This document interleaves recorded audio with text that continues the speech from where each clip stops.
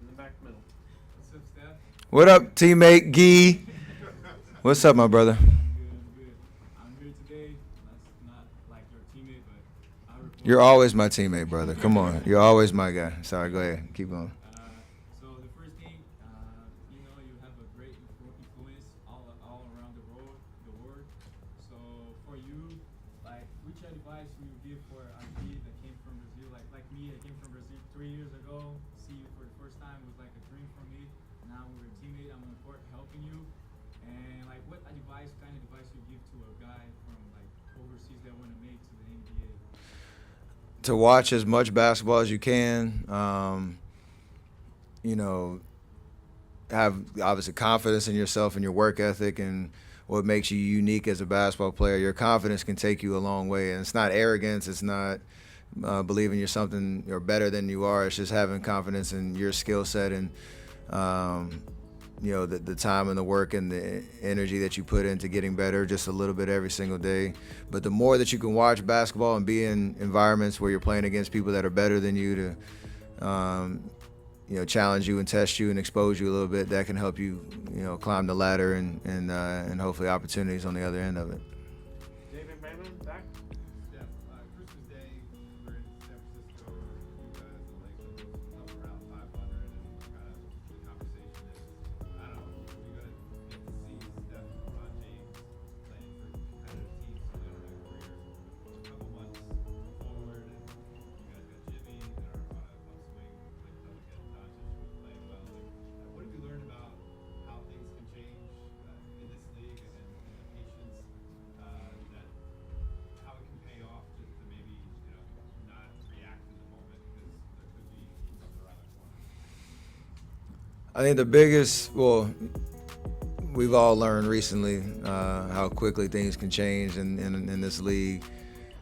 Some of the unexpected happening, the patience or the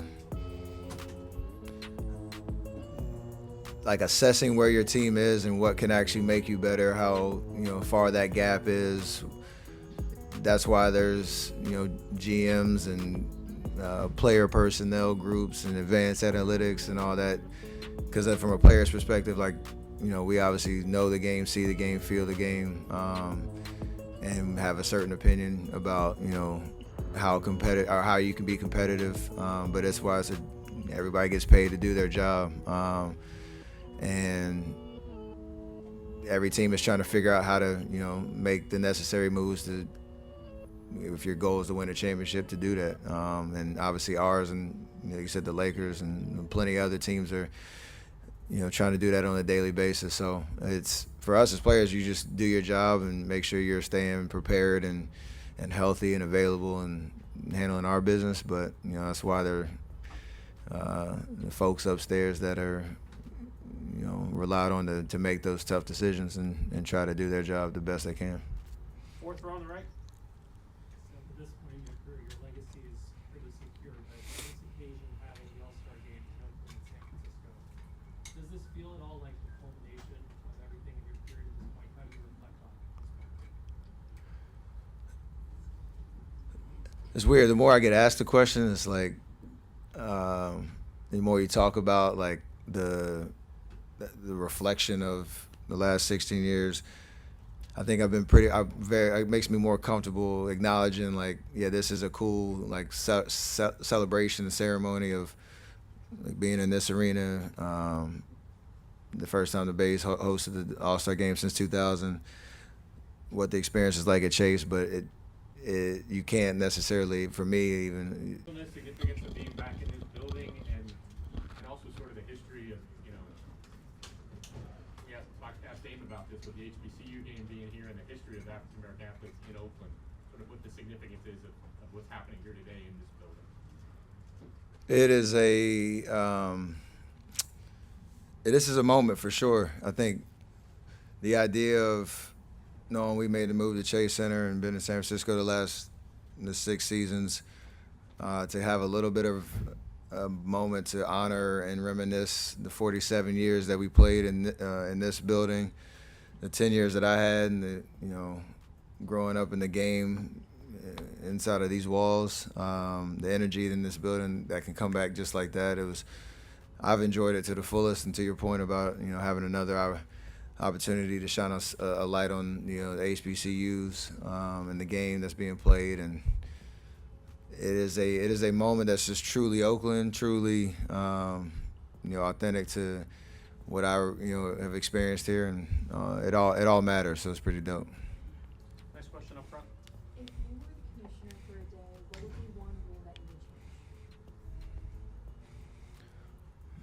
change? I would probably want to see the refs grading system, probably like let that be more public, the same kind of way our stats are shown on a nightly basis. Not to like make their job any harder, because it's a really hard job, but it'd be interesting from a fan and player perspective to know why a ref is in teams shooting a lot of threes. Obviously that's the way that I play, and I love that factor in the game, but you also got to put the work in behind the scenes to take full advantage of it. Last question on the right, third row. What's up, big fella? Good to see you. Yes, sir.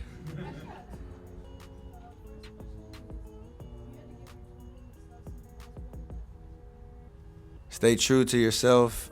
Find joy in everything that you do, because that'll carry you a long way when life throws a lot of challenges and hurdles at you. You got to find the fun in life. The second question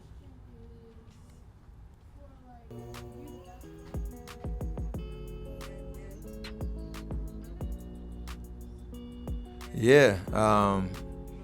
I think first and foremost, like, I don't have a team or a league or anything, but to be able to create, safe places and refurbish gyms for kids and teams and youth leagues can go play and have the proper environment and facilities to experience the game of basketball.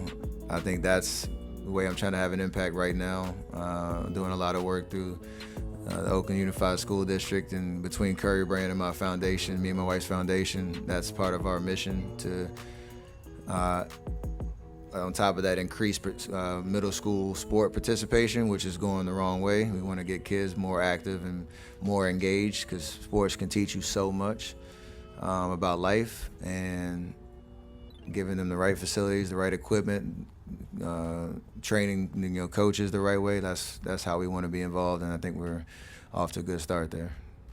Great questions, though. Great to see you all grown up. Thank you, Steph. Wanna try to post at what I look like. Keep them going, try to wear, I pull up all brains. Jimmy with the heat, I'm on fire. It's NBA over here, being fun. You don't want it to. I think I made a reference to like Coming to America 2, where they had like the live funeral thing, and like everybody's celebrating you, but you're still there like witnessing it. I don't want it to be that at all. But you do want to celebrate it to some extent, for sure. Right here in the front. Steph, you signed Malaysia Huawei to Curry Brand. Fans were really excited about that signing when you did it, particularly many in the LGBTQ plus community, because of representation. I was wondering why Malaysia was the first collegiate athlete to sign to Curry Brand, and does representation at all factor into the athletes you target for Curry Brand athletes? For sure, we accept the whole person, and for her, Malaysia, the way she carries herself, and obviously as a basketball player on and off the court, we see a lot of potential in her. She believes in what we're doing, and she's been to my camps, and obviously at South Carolina doing amazing things, winning a championship in her freshman year, and trying to continue to get better and keep pushing the envelope on what she can accomplish in her career. So as you build out your roster, you want to have just good people that truly understand. One, they want to be great on the court. Two, they stand for something, represent something off the court, and always looking for ways to impact the community. And she checks all those boxes. Third row over here. Steph, amazing to see you here. For us Dutch people, I'm from East Bay in the Netherlands. It's very cool to see you in the post. What can you tell us about him and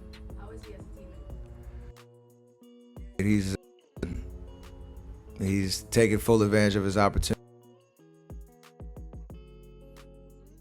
A lot of reps, getting better every single day, trying to figure out,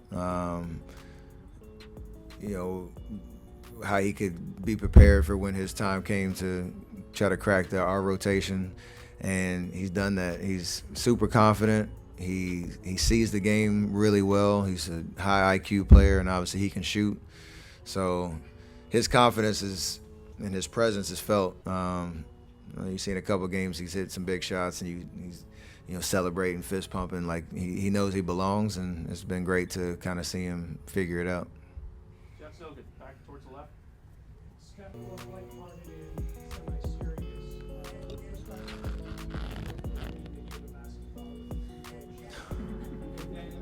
I'm just serious, when you hear this conversation, what goes through your head given what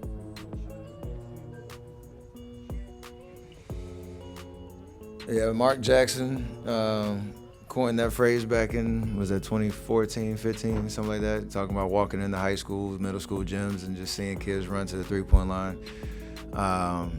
That impact is pretty surreal to me, just because that's the way that I've seen the game since I was a kid. That I love, expanding my range, but even more, I love the work that goes into, earning and deserving that confidence. And that's the message that I preach all the time, is I want everybody to be inspired to, if you love basketball, to be able to shoot and get better and stretch your range, shoot, 5-10 feet outside the three-point line. Like, would love you to be inspired to do that, but you also got to work at it too. So like the ruining the game thing, it's just a charge and a challenge to, if you want to do that, then get in the gym, get your reps in, and earn it. So I don't have any problem with guys